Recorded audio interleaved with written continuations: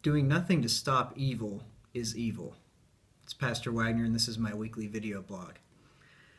There was an event that happened here this past week here in Minneapolis at the Mall of America, which is one of the largest malls in the country. I think it is the largest mall in the country.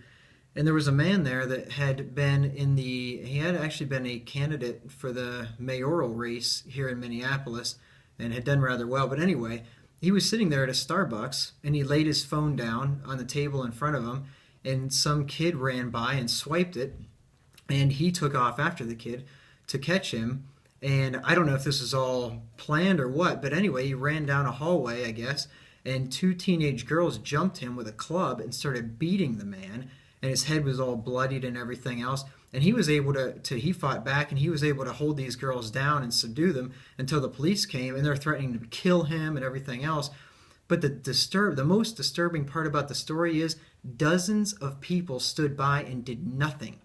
They watched a man, an older man in his 60s, being beaten in his head by girls that are threatening to kill him, and they did nothing. They stood by and they watched. That is wrong. There is something seriously wrong when that happens. It shouldn't happen. And it happens too often. It's not just at the Mall of America. This happens all the time when people see somebody getting the crap beat out of them and they do nothing about it. It says in Proverbs 24 and verse 11, "If thou forbear to deliver them that are drawn unto death, and those that are ready to be slain, if thou sayest, Behold, we knew it not, doth not he that pondereth the heart consider it, and he that keepeth thy soul, doth not he know it? And shall not he render to every man according to his works?" If you forbear to deliver somebody that's being drawn unto death, and you say, "I didn't know. Oh, I didn't know what was going on there," or "that was none of my business." Yeah, God says, no, he knows. God knows, and he will render to you according to your works. Maybe that same thing will happen to you. You never know. But to say that, "Behold, I didn't know what was going on, that was none of my business," that's the wrong answer. It says in Leviticus 19 and verse 16, "Thou shalt not go up and down as a talebearer among thy people, neither shalt thou stand against the blood of thy neighbor. I am the Lord." And a good example of such was the Apostle Paul, Saul of Tarsus, who became the Apostle Paul, in Acts 8 and verse 1, and it says, "And Saul was consenting unto his death." That is the death of Stephen, the first Christian or the second Christian martyr after Jesus Christ. Saul was consenting unto the man's death, and Saul said later in Acts 22 and verse 20, when he's recounting this event, he says, "And when the blood of thy martyr Stephen was shed, I also was standing by and consenting unto his death, and kept the raiment of them that slew him." Paul stood by while an innocent man was slain and consented unto his death. Now, Paul probably wanted the man to be killed, but if we stand by and we watch somebody getting the life beat out of them or somebody being killed and you do nothing, you are consenting to it. You're consenting by your actions. Maybe that's not what you want to happen, but you don't do anything to stop it.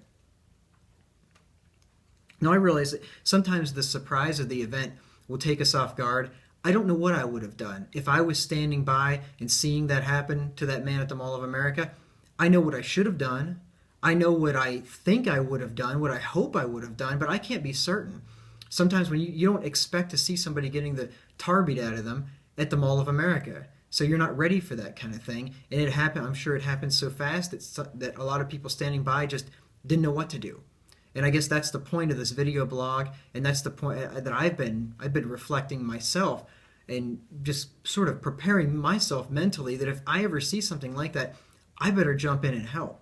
I better help. And you know what? I mean, these were two teenage girls. I'm sure there was some full-grown man there that could have easily helped. And maybe you are a smaller guy like me. If you see something like that happening, just grab the guy next to you, grab some big dude in the crowd and say, "Come on," and pull him right in and have him help you. That's terrible to stand by and see somebody being beaten like that. And you know, I'm not condemning somebody that thought it never crossed their mind and they were just so shocked and stunned that they didn't know what to do. But we ought to consider these things and be ready if that would ever happen to us.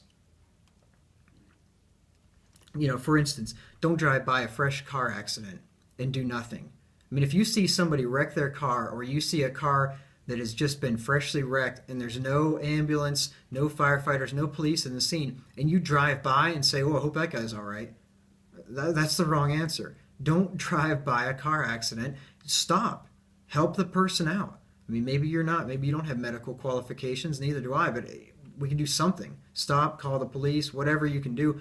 Try to help the person.